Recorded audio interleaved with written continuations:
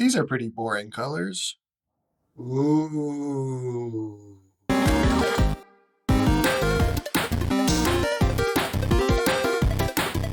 Hey everyone, and welcome back to Joey's Retro Handhelds. I'm Joey, and today we're going to be looking at the FunLab Firefly controller. Now, normally I wouldn't do a video on just a controller, and I actually told FunLab that when they sent me this for review. And I said I would just put it in a video somewhere for a bit and show it off if I liked it. But the actual controller impressed me with such a simple thing that I wanted to make an actual video on it. Pricing wise, this is $50 minus 15% with my code, and you'll find that in the description. What's the simple thing? And it works wirelessly in ArcOS, which is the custom firmware that I use for most of my retro handhelds, including the Anbernic RG353PS that I have right here.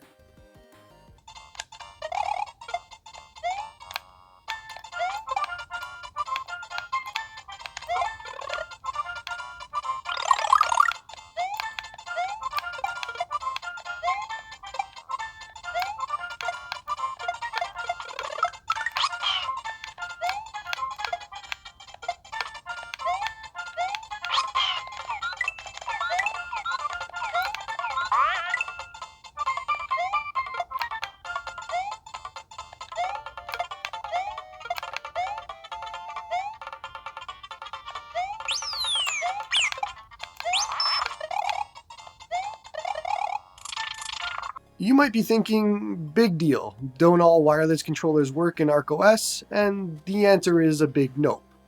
Famously, the Xbox One controllers do not, and that's been my gamepad of choice forever. So when this arrived, the first thing I did was check to see if it worked in ArcOS, and it does, and beautifully. So let's talk about what this actually is though. They sent me two of them here, and both of them are Zelda themed. One being the Zonai and the other Kakariko. Now, you might be looking at it and thinking, well, where's the designs? Because I sure as hell did. I thought I got the wrong product, then I thought it was decals and searched the boxes and couldn't find anything. Turned the controllers on and there we go. They're actually LED designs, which is really cool. But it goes even further than that. By pushing the light button on the back, we can change the colors as well.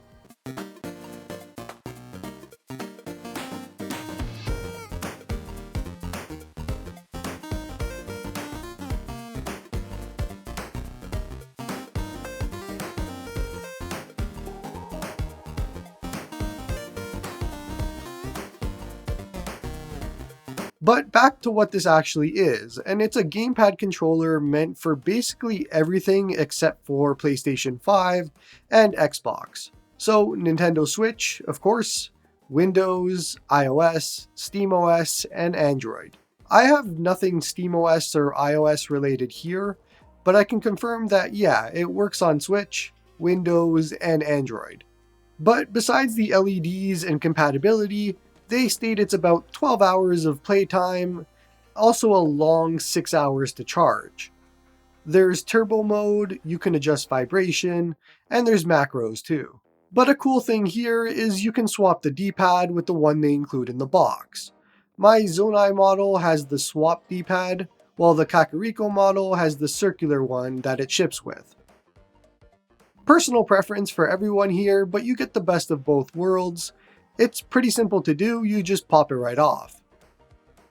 For Windows, it's X input mode by default, and you can hold start and select for 3 seconds to swap to D input mode if you want it.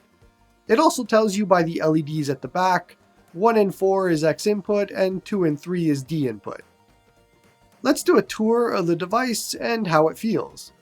We have non-Hall effect sticks here, so keep that in mind that it might develop drift over time.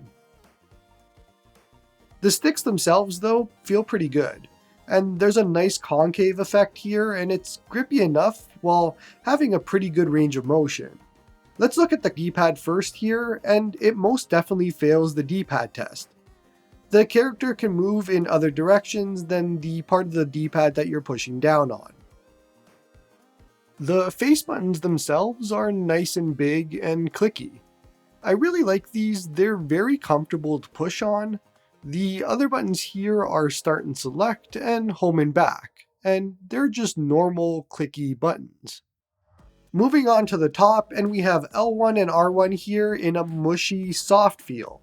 It's a very muted feeling and not as clicky feeling as the rest of the device.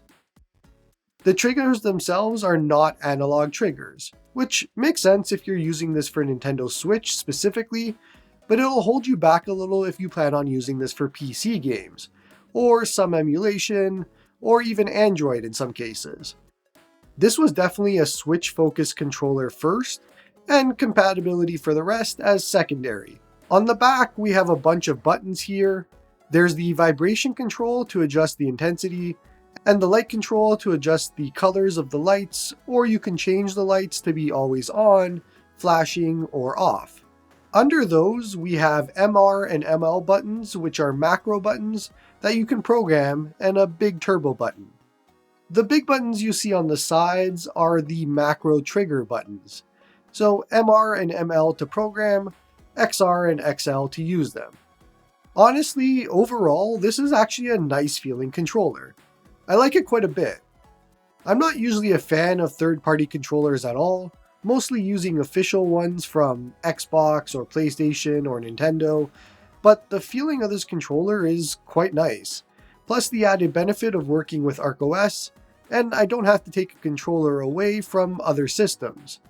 But for me, this can be my dedicated Linux gaming controller, and I like that. I'm a pretty big fan of the Pro Controller on the Switch, but if you wanted to save a bit of money, this is a pretty good alternative, all things considered.